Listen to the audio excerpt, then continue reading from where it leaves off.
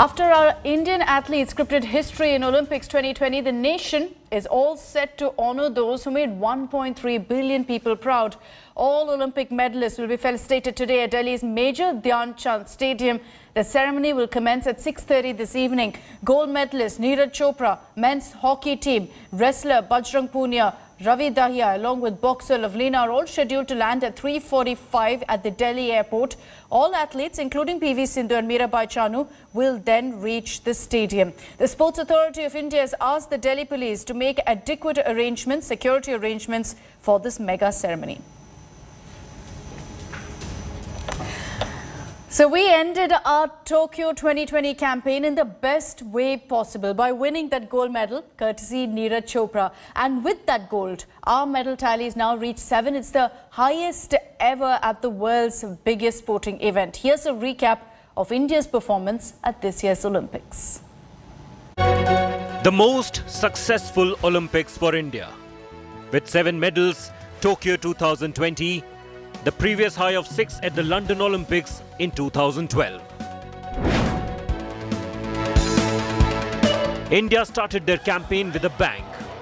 Weightlifter Mirabai Chanu lifting 1.3 billion to Olympic glory on the first day itself.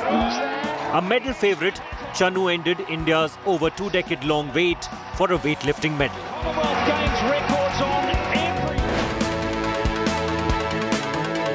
Joining Mirabai on the podium with another silver medal was wrestler Ravi Dahiya, who had an exceptional run-up until the final.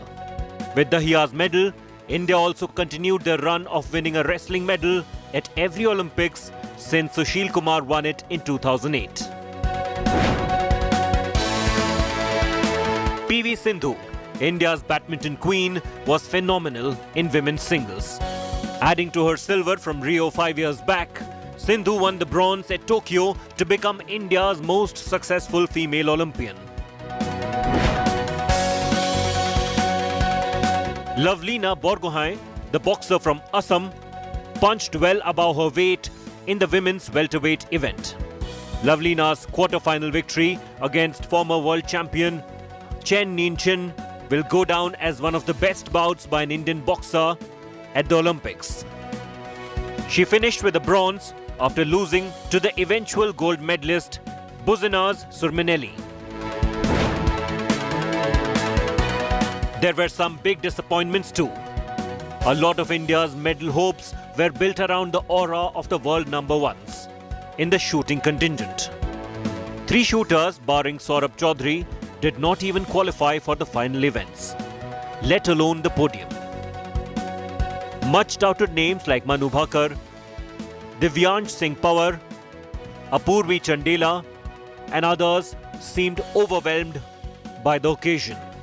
And as a result, India ended up with 0 medals in shooting. The story of the archers was no different. They showed glimpses of magic but missed arrows as well as medals.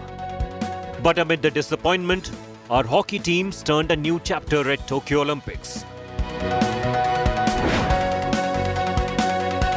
While the women showed grit and determination to even reach the knockouts, their victory against Australia in the quarters will be remembered for years to come. From the wooden spoon in Rio, India finished 4th in Tokyo and narrowly missed out on a medal. In men's hockey, Manpreet and his team smashed their 41-year-old Olympic jinx and defeated Germany 5-4 to win India their first medal since the gold in Moscow 1980. By the end of the tournament, India had reminded the world of why they are the most successful hockey team in Olympic history. And even though it wasn't gold, it was a reminder of how good they can be. And on India's final day at the Olympics, Bajrang Punia won the country another bronze. He put the disappointment of his semi-final loss behind and put on a flawless performance to win India another medal.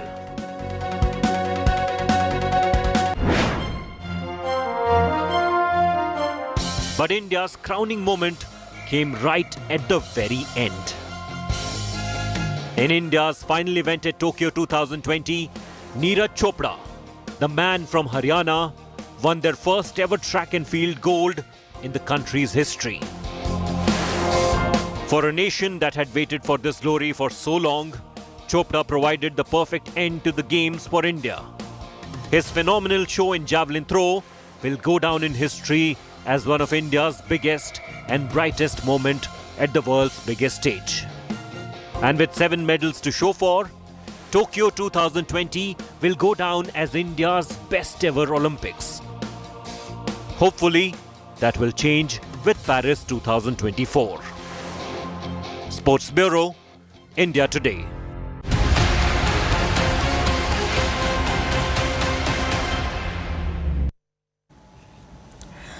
Let's focus on the other top story this Monday morning. After the 12th round of talks, the Chinese have pulled back from Friction Point, Gogra. But the Chinese simply can't be taken at face value, and our army knows that very well.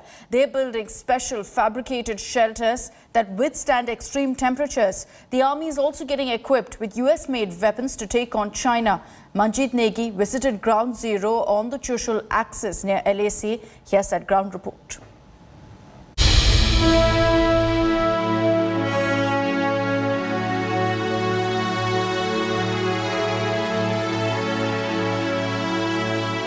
The world's biggest military standoff.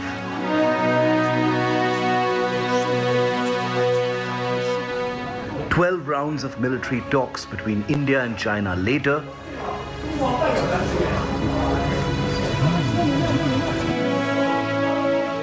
Ladakh slowly seeing the return of line of actual control sanctity.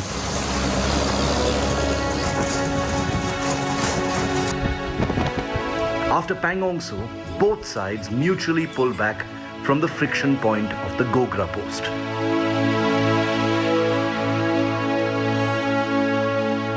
But the dragon cannot be taken at face value, and the Indian Army knows it very well.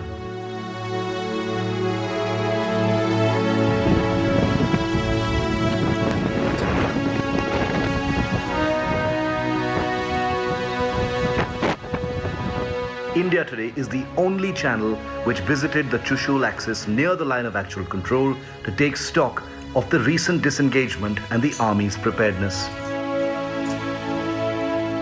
Despite the disengagement, both sides continue to maintain heavy presence in the area. The Indian Army has not shown any let-up to its preparation for troops, shelter or equipment with modern weapons.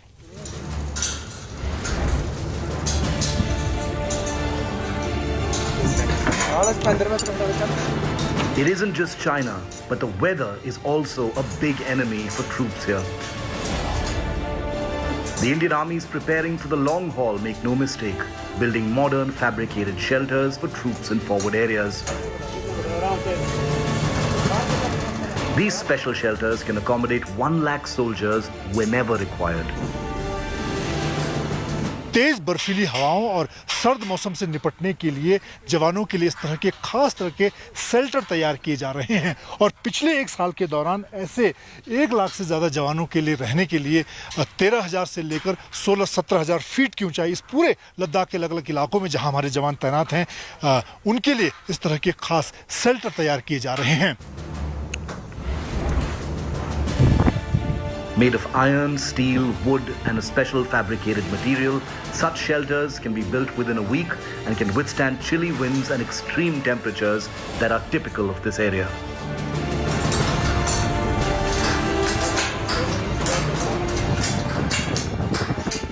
चीन सरहद पर मौसम और दुश्मन की चुनौती से निपटने के लिए भारतीय सेना के जवानों के लिए इस तरह के खास इंतजाम किए जा रहे हैं. ये केबिन बनाए जा रहे हैं जो 0 से नीचे के तापमान में जवानों की मदद करते हैं. यहाँ पर 16 जवानों के रहने के इंतजाम किए गए हैं. डबल बेड लगाए गए हैं. स्लीपिंग बैग यहाँ पर रखे गए हैं. इसके साथ ही हीटिंग की भी इसमें व्यवस्था की गई है. जब तेज हवाएं चलें पिछले 1 साल के दौरान ऐसे हजारों एक तरह से शेल्टर तैयार किए गए हैं जो आधुनिक सुविधाओं से लैस हैं. The army has also received modern war machines. American-made Sig Sauer assault rifles have boosted the army's firepower on the front lines. These assault rifles fire 600 bullets within a minute. 716 assault rifle है जो America की बनी हुई है और हाल ही में भारतीय सेना में शामिल की गई है। इसकी मारक क्षमता की बात करें तो ये नज़दीकी लड़ाई के लिए बहुत बेहतर हथियार है। इसमें जो जवान है उसको आसानी से 6 पोजीशन पर एडजस्ट कर सकता है। इस तरह से इसको एडजस्ट किया जा सकता है और इसकी अगर इसमें राउंड की बात करें तो 20 राउंड की इसमें मैगजीन लगाई जा सकती है। इस तरह से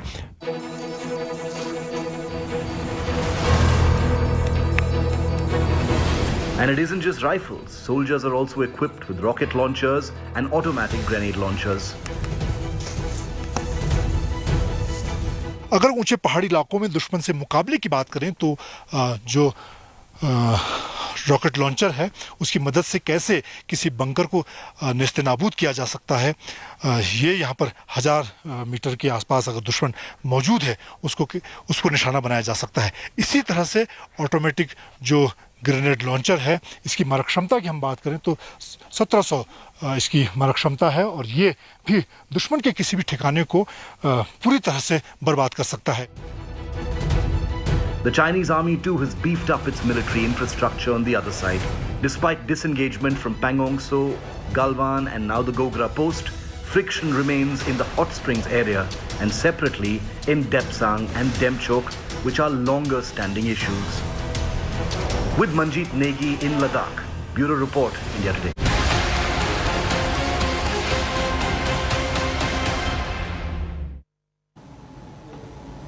Expect another day of stormy monsoon session in Parliament. There's a stalemate between the opposition parties in the centre in the Parliament over Snoopgate, and the 4 leaders of the opposition parties in both Rajya Sabha and Lok Sabha have decided to hold a meeting today at 10 a.m. Remember that the monsoon session enters its final week this week, and this as the opposition is unanimously demanding a discussion and probe into the Pegasus Snoopgate, while the centre continues to remain adamant on their stand. Amid this slugfest, both houses have passed over a dozen bills so far. The last meeting was led by Congress MP Rahul Gandhi in the Constitution Club that happened on August 3rd in a bid to unite opposition parties against the centre. This meet was followed by a cycle march to Parliament against the rising fuel prices. So expect more photo ops today, more optics that shows that the opposition is united.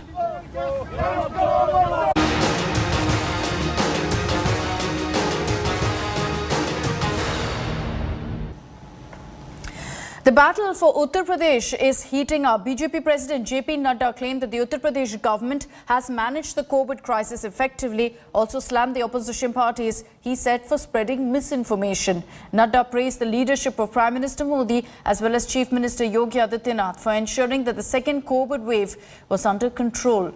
Nadda's attack on the opposition came at an organizational meeting in Agra during his 2-day visit to Uttar Pradesh. The BJP chief also directed a jibe at SP chief Akhilesh Yadav, who called vaccines as BJP vaccines and questioned how such narrow-minded people could ever lead such a big state. सारे vaccination programme में लोगों को भटकाना, लटकाना, अटकाना कांग्रेस की आदत, फितरत। क्या कहा? गिनी pigs. We are not guinea pigs. We are not rats. Have you done the third trial? मैं तो लगवाऊंगा नहीं, और किसी ने तो कह दिया ये बीजेपी की वैक्सीन है।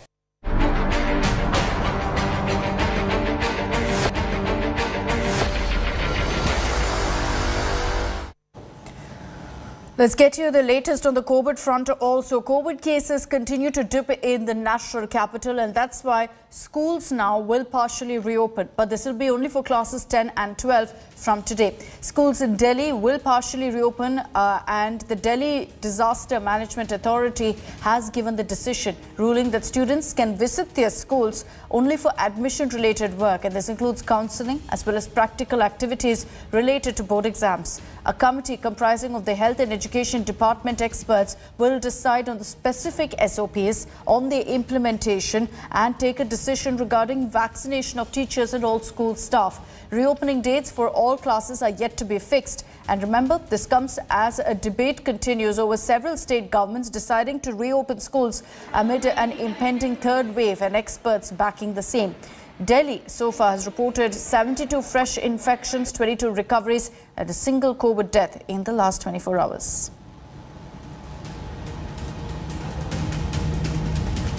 In Mumbai too, you're seeing curbs being eased. Maharashtra Chief Minister Uddhav Thackeray has ended all speculation and announced that the Mumbai local train will resume services for fully vaccinated citizens alone from the 15th of August. Thackeray highlighted that only those commuters who are fully vaccinated and 14 days have passed since their second dose will be allowed to use the local trains. An application will be developed wherein commuters will have to give the details of their vaccination. Commuters who do not have smartphones can obtain passes to travel in the local train offline. Over 19,60,000 Mumbaikars are fully vaccinated with over 78,18,438 doses administered to citizens across the city so far. And here's a big boost to India's vaccination drive. India has given emergency use approval to Johnson & Johnson's single-dose vaccine. Johnson & Johnson is now the fifth COVID vaccine to get emergency use authorization in India. J&J claims that the vaccine is also effective against the Delta variant. Milind Sharma gets you all the details in this report. India is expanding its vaccine basket. Johnson & Johnson has become the fifth vaccine to give an emergency use authorization in the country. The third foreign vaccine after Russia's Sputnik V and Moderna, a single-shot vaccine to fight COVID-19.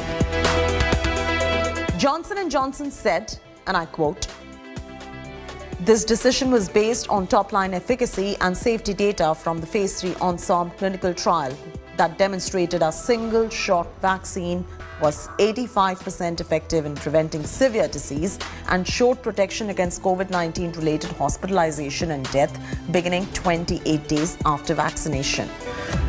Experts agree. Covid की जो है करीब 20 vaccine जो है पूरी दुनिया में अभी तक अप्रूव्ड हो चुकी हैं अलग अलग। हिंदुस्तान में आपने जैसा बताया 5वीं वैक्सीन ये है अप्रूव्ड हुई है, तो इससे डेफिनेटली गति को बढ़ाने में मदद मिलेगी, इसमें कोई शक नहीं है। In India, Johnson & Johnson has collaborated with Indian vaccine maker Biological E to produce the doses. The vaccine works against the infectious Delta variant. But when will the doses be available in India? Indemnity for foreign vaccines could be a hurdle. Johnson & Johnson is in talks with the Modi government over indemnity clause. The vaccine maker recently withdrew the application to conduct clinical trials in India as per the centre's express entry for foreign vaccine policy. However, the vaccine does come with a warning.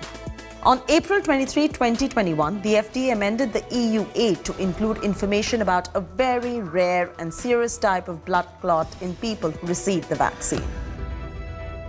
We hope with Johnson & Johnson, that is according to sources currently in discussions with the Indian government over indemnity, that the emergency use authorization doesn't get stuck in this problem and doesn't just stay in documentations and paper. Because how soon the vaccine will be available in India and what will be the cost of the Johnson & Johnson vaccine is still a question that will be asked several months from now. But India's vaccination needs more vaccines to provide a push to the vaccination drive before the impending third wave. With camera person Sanjeev, this is Milind Sharma in New Delhi for India Today.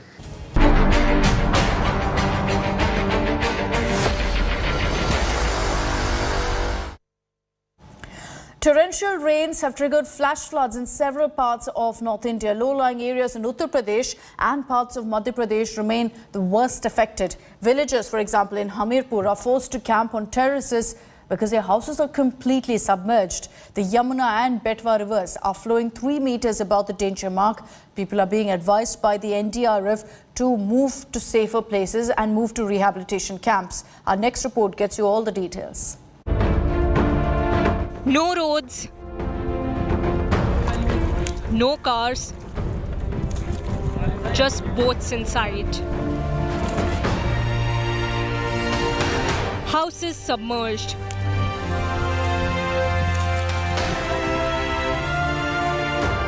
Villagers forced to camp on the terrace. These visuals on your screen spell out the plight of people living in Hamirpur district from Uttar Pradesh. हमारे घर में 4 दिन से बाढ़ आई है। घर में बकरी है, बच्चे हैं 12-13 और कुछ खाने के लिए नहीं है। ना कोई देखने आता है, ना कोई सुनने आता है। हम कहाँ जाए, हम किससे कहें। Yamuna and Betwa rivers are flowing 3 meters above the danger mark, posing a major threat to people living in low-lying areas. Torrential rains have triggered flash floods in several parts of North India. These are not the roads of Venice, this is Prayagraj. Hundreds of houses built in low-lying areas are submerged. निवासियों को चेतावनी देती है और सूचित करती है कि लगातार नदी का स्तर बहुत तेजी से बढ़ रहा है। People are being advised by the NDRF rescue teams to go to the safer places. SDRF team आपको सचेत कर रही है, चेतावनी दे रही है। एक टीम है हमारी यहाँ पे अभी, और जैसे ही इस तरह की कोई भी रिक्वायरमेंट होती है एवैक्यूएशन या रेस्क्यू की, तो हम उसके लिए तैयार हैं। In Etawah, more than 40 villages situated on the banks of Chambal and Yamuna have been hit hard. The Uttar Pradesh government has launched an elaborate rescue and relief operation with the help of NDRF. किसी तरीके से किसी को कठिनाई न हो, प्रशासन ने तत्काल जहां आवश्यकता थी वहां पर नाव लगा दिए। एनडीआरएफ और एसडीआरएफ को कॉल करके उसकी व्यवस्था यहां पर करा दी, पीएससी लगा दी, और उसकी वजह से काफ़ी लोगों को राहत गई है। But many villagers claim that they are yet to benefit. अभी केवल 20 लोगों का वितरण हुआ है, 30 लोगों का कल हुआ है बस। हाँ जी, बस 50 लोग। हाँ, प्रभावित तो 150 हैं, लेकिन क्या करें अब भाई, सरकार पे जितनी व्यवस्था है उतनी उनने करी। अब ये शासन समझे, हम तो बताई थी 150 लोग हैं गाँव में, 150 लोगों ने का ही मारा कटा हुआ है। In Varanasi, Ganga is in full spate and running just 30 centimeters below the danger mark. Due to the rising water level, the world-famous Pakka Ghats of Varanasi have been submerged. घाट किनारे गंगा जी का जलस्तर इतना ज़्यादा बढ़ गया है कि हम लोग एकदम देखिए रोड पे आ गए हैं। The situation is no different in Madhya Pradesh, Guna. After incessant rain, villages on the border of Madhya Pradesh and Rajasthan have turned into islands. Rescue operations are being conducted by the NDRF teams.